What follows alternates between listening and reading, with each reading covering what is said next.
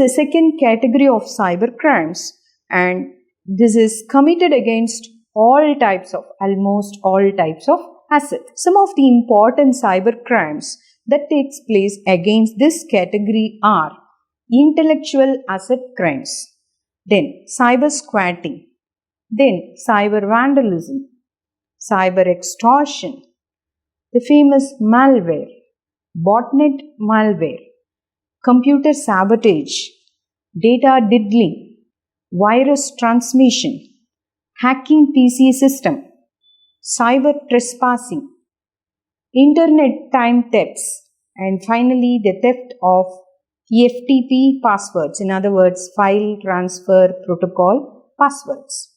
We'll see most of the categories here. The first one is intellectual asset crimes. We all know the intellectual property deals with the protection of creation of the mind that has both moral and commercial value. So, intellectual property rights may have a direct or substantial impact on the industry as well as on the trade. As the owner of the IPR, one may prevent the manufacture and use or sale of a product. The primary categories of IPR violation are the system piracy, the copyright breach, checkmark abuse, source code theft, etc. Next comes the cyber squatting. Cyber squatting is the registration of the domain name illegally and usage of it. The primary purpose is here to steal and misspell a domain name in order to profit from increasing website visits. It involves two or more claiming of similar domain names either by using the registered name or something related to the previous name. In other words, they look almost similar sometimes. Cyber vandalism. Vandalism refers to the action involving deliberate destruction or damage to public or private property. Anything that involves the destruction or damage of the digital content, such as the websites, databases, which may be personal or private or public, and publicly owned websites. These are the ways in which one can do a harm and it leads to inappropriateness. Next comes the cyber extortion. Cyber extortion refers to any practice that involves an attack or threat coupled with a demand for money or some other response in return for stopping or remediating the attack. For example, the recent ransomware. These ransomware attacks fall under this category because they demanded money for encrypting or decrypting the whole data. Next comes the world famous malware. As we all know, they infect and damage the computing systems without the owner's awareness or permission.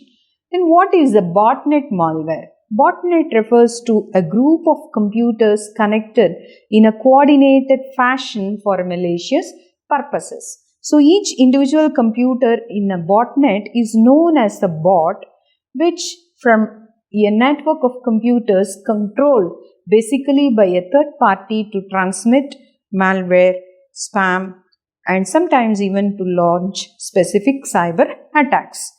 Next, we'll discuss about the computer sabotage. Sabotage is defined as an intentional act deliberately made to induce malicious acts causing disruption of the normal processes and functions, damaging the equipment or the information. So, the utilization of the network or internet to stop the progress of normal functioning of a processor or system during the introduction of worms, viruses, logic bombs is known as computer sabotage. Next comes data diddling. Data diddling involves the modification of data prior or during the input to a computer. The offender here can be involved in the process of generating, recording, encoding, examining, verifying, transforming, or even converting data by changing the expected output that is complicated to track. One of the easiest method of committing a computer-related crime is data diddling, because even a non-professional can do these types of attacks effortlessly. Next is the virus transmission. All of us are aware of it. Then the hacking PC systems. We have already discussed about various types of hackers, and even green hat hackers are also available. They are the skilled people with the knowledge on hacking to prevent the system from possible attacks. So, hackers attack Twitter and blogging platforms even by an unconstitutional access or management over the system. Next comes the cyber trespass. This refers to accessing someone's system or web without an open approval of the administrator. Here, the information may be disturbed, modified, misused, or cracked by the wireless web connection. Then, the most common, of course, all of us might have encountered at some point of time or other, is the internet time theft. In general, internet time theft comes under hacking, which is the exploitation by a certified individual. Here, the internet hours rewarded for individuals or organizations are stolen when an individual gets access to someone else's ISP user ID and password, either by hacking or by means of illegal utilization of the network access. Finally, the last type on the assets is the theft of file transfer protocol password. Here, the other way of tampering with websites is the theft of FTP code words. It takes the merit of the fact that several webmasters can store their website login information on their badly protected systems.